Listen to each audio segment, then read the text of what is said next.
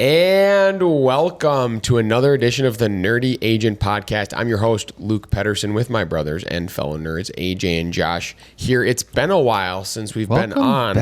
Welcome back. It's been a few weeks. Why don't you have the mixer, Luke, where it goes? I know, we should have. It's hard to have that button in front of me to press Well, we also have the live audience. Are they not? Why aren't they sharing? Yeah, the live audience. It's just Kyle. Oh, geez. It's been a while, but we are coming back with debatably one of the most important podcasts we've probably had to talk about the new forms, specifically in the Minnesota market, in regards to the lawsuit and the changes that are going to be coming on August 17th. August 15th in Minnesota. August 15th in Minnesota is what it's going to be. And so we're essentially, I have some documents here. They just released all the changes they're making, and we're going to go through what changed on the buyer rep contract, what changed on the listing contract, and what changed on the purchase agreement, how that affects the agents, and what they should be doing to successfully navigate this new marketplace. There's some other changes that have happened in here. I would call them probably nominal, so we're not going to cover those, like the Cemetery Act, which is pretty straightforward, I would say. To start, so AJ, give us a rundown on the buyer representation contract changes.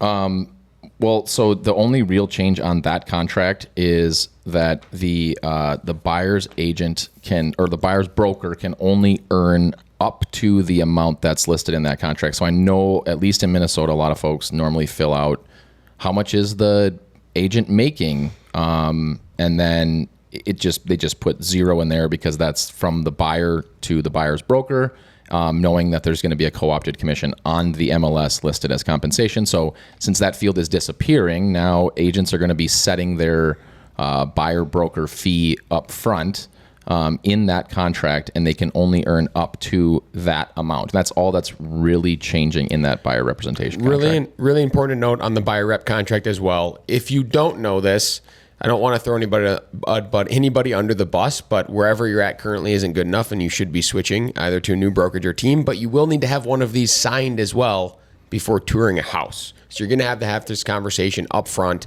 and included in this buyer rep contract with all of your clients. And I think this is the one that everyone, if you've listened to our past podcast, when this all started, is most prepared for, right? Like, we all kind of expected this would be how this one played out. In my mind, it's the least confusing of the bunch. It's the most simplistic in terms of how this change was going to get put together in actuality. And so just, know that alongside these contracts, having a listing presentation or a buyer side presentation that you feel really comfortable with and that addresses these things head on is really important right now. So we've talked about, one of the big key themes is, if you don't feel like you have good resources to be able to understand what we're going to talk about today, obviously listen to this, reach out to us, learn more about this stuff, because it's going to become of the utmost importance once this all actually goes into practice. But at the same time, make sure that you're prepared to actually adjust your presentations, et cetera, to address this. So we're working on right now a new presentation that we're going to bring to all buyers, talking about these things so that they're aware on the front of exactly what is changing and how we need to address it with these forms. The second piece we wanted to go over was the listing contract, which is probably the most convoluted of the three. So go over kind of what that's looking like and what our plan is for that. So, right, you've got what are you talking with buyers about, right? And it's that compensation piece. And then it's like, how are you explaining this to sellers? There are three forms that I'm going to go over right now. One being the listing contract itself. So how our contracts have always read in Minnesota, at least since I've been doing real estate, is here's the total commission you're going to pay, and here is the co-opted commission that the listing broker is going to offer to a buyer's broker as part of bringing a buyer. So I'm not going to get into specific numbers, but let's say that that number was 5, 6, or 7 bananas, and the listing broker was offering a co-opted commission of 2, 3, or 4 apples to the buyer's broker. That was considered a co-opted commission. And this is like very important language that I think, and we're training on this with our team at our team meeting after this, very important to understand what co-opted commission means versus direct compensation. So fundamentally or semantically, our contracts read X number of bananas, however many of those bananas get taken away and go to the buyer's broker, right? At our settlement statements, at closings on our settlement statements, me and Luke just talked about this. It's not really how it actually ends up playing out, because the number of bananas being paid to the listing broker versus the buyer's broker is spelled out and split out. Now, in some states, and why this is important, in some states, that entire amount went to the listing broker, who then cut a check after the closing to the buyer's broker. So there wasn't very good transparency into what that buyer broker was being paid.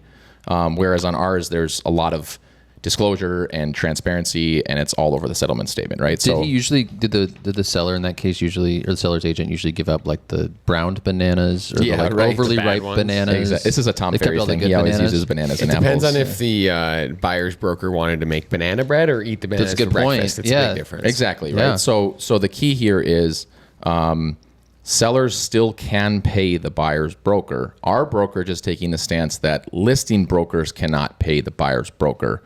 It is the seller that will be directly compensating the buyer's broker. So in our listing contracts, new forms. And this may vary from brokerage to brokerage. Totally. In our new forms, it says X amount is the total commission. And then it says, what's the next line on there? There's the don't have that the form. third line is the co-opted commission. Yep. The second line is how much will the total commission be reduced by if the seller directly compensates the buyer's broker. So in our forms, we would just set our listing fee as the total commission, exclusive Three of, bananas. exclusive of, right, whatever, 2, 3, 4, 5 bananas, whatever that is, exclusive of the buyer broker compensation that the seller is providing. And then we would put 0 in the next box and not offering co-opted commissions. Now, there are 2 additional forms. Versus today, the way these forms work, and everyone who's had listings in the past, it says we're going to give 5 bananas in total to agents. And then later in there, you say, I'm going to give 2 of those bananas to the buyer's agent. That is going to be changing.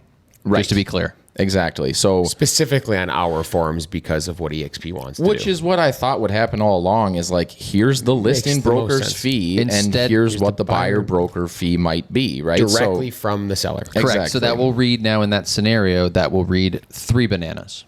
Just to be clear. or 4 bananas. Or Well, I 2 said bananas. 5. I said in the example I gave was 5 total, 2 go to the buyer's All- brokerage. all Now commissions you are would just say, now in this scenario, it would say 3 bananas. In this example that I If you had gave. negotiated that. Exactly. Now there are 2 additional forms that are a part of this, right? So in the case that we're discussing of a direct compensation, there's an additional addendum in our state forms that says the seller is authorizing the listing broker to offer from the seller direct compensation to the buyer's broker of up to whatever amount, and then the seller says they are willing to do that, and then they authorize that broker to actually tell people that they're willing to do that, and that compensation would be directly to the buyer's broker from the seller, legally, semantically, across the board, right? Whereas some of them will sign the other form when an offer is being presented, which is a co-opted commission. So if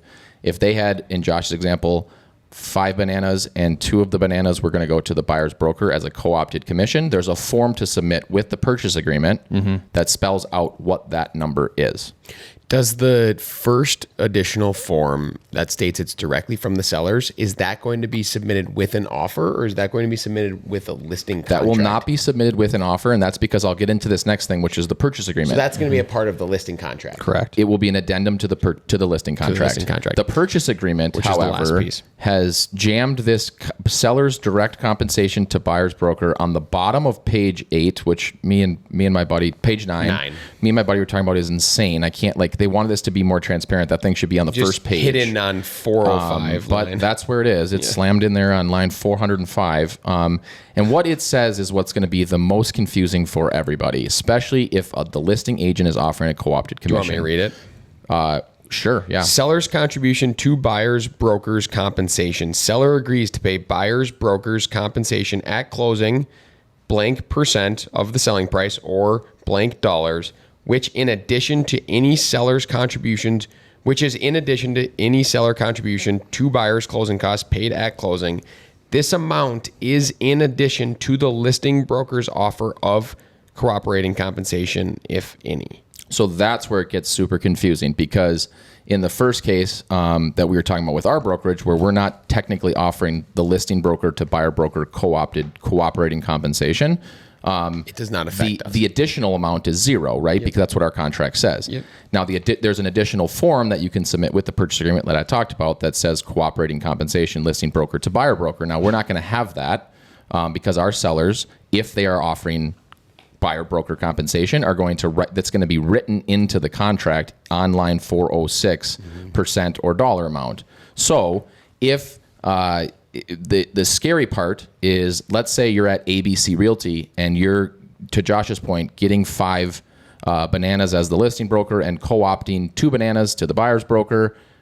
In that case, it's in addition to the amount that gets written in there. So if I come in and I say I'm getting paid 2 bananas from the seller, and then I also sign the cooperating compensation document that says I'm getting 2 bananas from the listing broker, well, now all of a sudden I'm getting 4 bananas, which seems like a pretty sweet deal. It's a lot of bananas.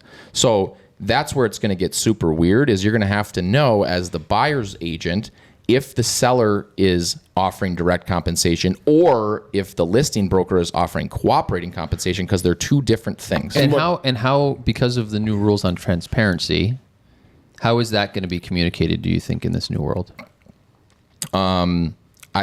Poorly and inefficiently. I mean, I think what I'd say is right now we're in a place where there's a lot of confusion, right? And I think anyone listening to this is going to go, you guys seem like you know what you're talking about, but this is still really hard for me to comprehend. And I would say even for us, it's been complicated to comprehend. So just know that there's probably going to be a period of what I would call like the confusion period, where this goes live and no one really is 100% and people are doing it differently and people screw things up until we all kind of figure out this new model and forms and how it works with different people and different brokerages. So it's gonna be really confusing for 3 to 6 months. Be okay with that. And in listening to Tom Ferrier that I mentioned, like smart people that are talking to attorneys, talking to potentially people that are involved in the decision making of all of this stuff, we have taken a hard stance on follow the rules. Like everyone is going, I read on these lab coat agents pages, they're like, why don't we just go to make a third party website? It kind of is gray within the agreement if we could just make that, and then everybody puts their commissions in there. They are so ripe for a price fixing lawsuit, because now they're presenting, it's the whole reason this happened is it's all public, it's all on there. And so then that could lead to price fixing. And that's part of what happened in this lawsuit. So our brokerage is taking a hard stance of like, we're not doing that. You're not going on a third party and just doing a workaround around the MLS to try to make this happen. So there's like 3 camps, I think. There's the people that are going to follow the rules, which is the camp we're going to be in. There's the people that are working on workarounds. And then there's the people that are just going to try to not follow the rules at all, right? So they'll go show houses without agreements. They'll do whatever. And then I would say there's like a 4th group there that just won't know what's going on. Yeah. That's probably like 70%. That might be the bigger group. And I think the scary part for the people that are trying to do workarounds or not follow the rules is I can guarantee you that these attorneys are ready to file another lawsuit for the folks that are just not willing to follow what is set forth in that lawsuit agreement. Yeah, don't be that person. So you got to follow the rules, but you need to know what it actually says, and you need to know how to articulate it. I mean, we talk all the time. I said this is going to be terribly confusing for everybody because the agents in Minnesota don't even read the written statement part of our contract. No. And you guys, if you listen are from Minnesota, you know what that is. And they changed it 2 years ago and made it more confusing. And now the agents don't read it and the brokers don't know what it says. And it's very frustrating at times when the actual people writing the contracts don't know what they actually say. This is going to be terribly complicated. And I think oftentimes you're going to see that co-opted commission match the amount written in the purchase agreement, which is going to mean it's doubled. And then you're going to have a lot of people really pissed off. Or you're going to have amendments at the last minute to fix it is what's going to happen. We're obviously not lawyers, so we can't give advice on this. But if you're a buyer's agent and you're showing houses with a buyer representation contract, the other issue I think you're going to run into because of Group 4 who doesn't know what's going on, they're not even going to have the co-opted addendum written. They're not even going to provide you what that commission is. They might verbally say it to you and they might have it signed. They might not have it signed by the sellers. Your best course of action, what I'm planning on doing, is I'm just going to put whatever my buyer rep is in this slot. regardless of if they say they have a co-op addendum or they have this document, because they likely won't provide it to you. I'll give it 3 to 6 months before they just remove a bunch of that language and just put this is what it is. What it is. That's what it should be. Yeah. But that's Whether it's and that's what co-opted this or is not. doing, though. That's what this is solving. This spot here. It makes no sense to have there be in addition to the co-opted commission. It should just say this it's is the this much commission. Or greater, whichever one's greater. whichever one's greater. This That is works too. either the co-opted or it's the direct compensation, but it's coming directly from the seller to Correct. the buyer's broker. It's just and it's then silly. in your listing contracts, you should just avoid that cooperating one. Well, and just you should follow your broker follow on your what broker. you're supposed to do. Sure. Our 'Cause we're not brokerage's lawyers, I know. stance is saying no co-opted commissions. The compensation comes directly from the seller if they are paying a buyer's broker as part of and the the transaction. more we talk about it, the more that makes sense to me. And I think one key way that we can follow up on this is next week on the podcast, maybe going through like, you're a buyer's agent. How are you going to approach this? We can role play that. You're a seller's agent. How are you going to approach this? What conversations are you going to have? But also, how are you going to fill out these forms? So we'll have more on this. If you do have questions, though, feel free to reach out. You know where to find us. We want to make sure we're being as helpful as we can, because this stuff will be in practice sooner than we know. So don't.